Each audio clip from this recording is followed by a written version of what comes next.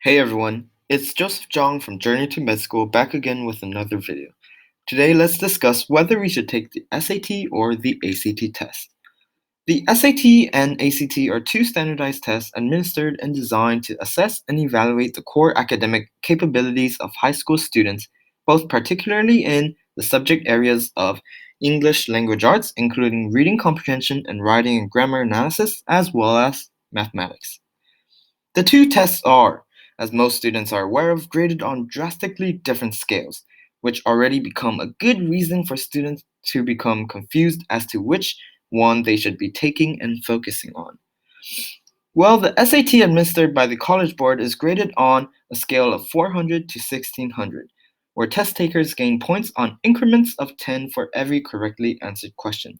The two main sections, evidence based reading and writing and math, are each graded on a scale of 200 to 800. The ACT, however, administered by a separate organization, is graded on a scale of 1 to 36, for which the basis is rather tricky and more elaborate. Each section is graded on a scale of 1 to 36, and the total score is taken on an average of the four section scores, which are English, Math, Reading, and Science. As shown, the ACT also tests students in their capability of science reasoning, which leads many students to ask the questions, which test should I take? Which test is more beneficial for me? These questions don't really have clear or definite answers. This is because the two tests are very similar. They are designed to measure approximately the same academic caliber in students, meaning they're highly alike in most aspects, whether it be the topics they cover, the amount of time they take for students to complete, or the structure of the tests. For example, the SAT provides test takers with a total of 180 minutes to complete, excluding breaks of varying length in between sections. The ACT provides test takers with a total of 175 minutes to complete, excluding breaks. Another structural similarity between the two tests is the fact that they both provide an optional essay section for students who want to further test their ability in writing and reasoning. Many higher end colleges recommend that applying students not only take their SAT or ACT, but do the essay portion at the end as well. More questions arise, such as, will writing the essay boost my chances? Which test essay is harder or easier?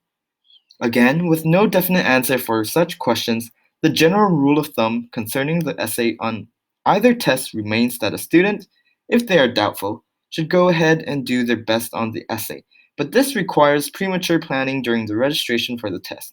As students are required to pay a certain fee for the test itself, they are also required to pay an additional small fee for the optional essay, should they opt to write one, and this should be done when registering for and purchasing the test.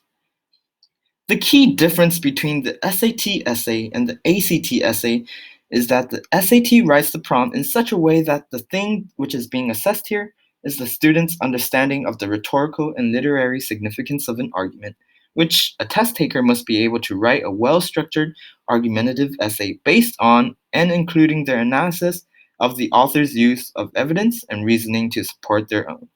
The ACT's essay is much more concerned with the student's ability to understand the given prompt and situation, choose the one they feel best corresponds to their own idea and also best describes the situation, and lastly, present their interpreted perspectives and formulate their argument based on that perspective which they feel is best descriptive of the situation. Needless to say, the ACT's essay is relatively more demanding with its prompt and purpose, especially considering it only provides the student with 40 minutes to complete those tasks, whereas the SAT offers 50 minutes for completion. In fact, because of this, the ACT is typically better known for being a rather STEM oriented test, since it has not only more questions on math and goes over math concepts generally more in depth, but it also has a section dedicated to science analysis and reasoning. On the other hand, the SAT is overall more focused on English and evidence based reading and writing, despite its two shorter math sections. Though it does not define the importance, rigor, or relative acceptability by colleges, a trend that has been significant until several years ago showed that more people in the American Midwest generally took and excelled on the ACT, while those on the East and West Coast were more likely to take and perform well on the SAT. These are some of the important points that these two popular standardized tests can be compared and contrasted on. Don't forget to practice, practice, practice. Bye!